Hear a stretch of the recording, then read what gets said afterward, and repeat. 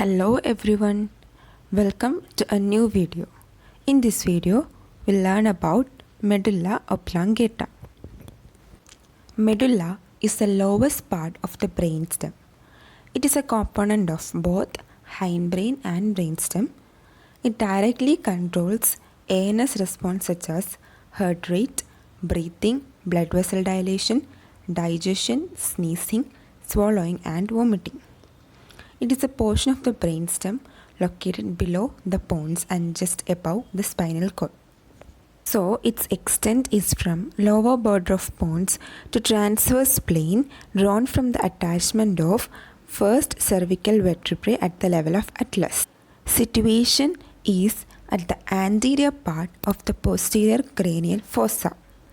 It is pyriform in shape where upper border is broader and narrower in lower part.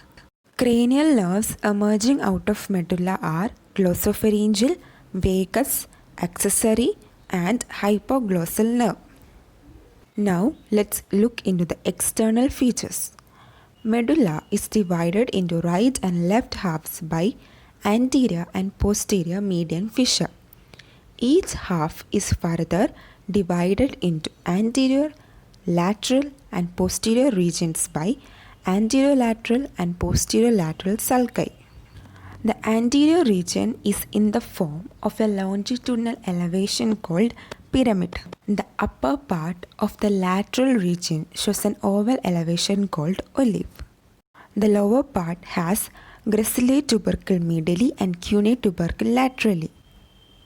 Moving on to the internal features, which can be studied at three levels: pyramidal decussating level, sensory decussation level, and at the level of fourth ventricle or olives.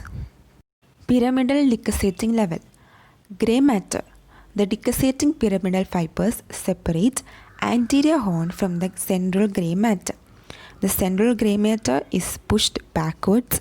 The nucleus gracilis and nucleus cutaneus are continuous with the central grey matter. Under white matter, the decussation of pyramidal tracts forms the most important feature of medulla at this level.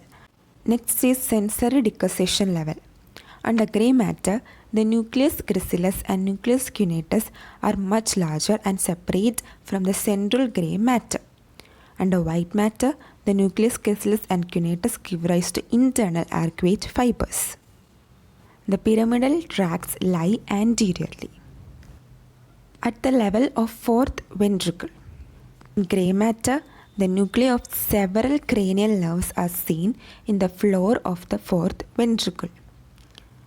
In white matter, the interior cerebellar peduncle occupies the posterolateral part. The olivocerebellar fibers are seen prominently.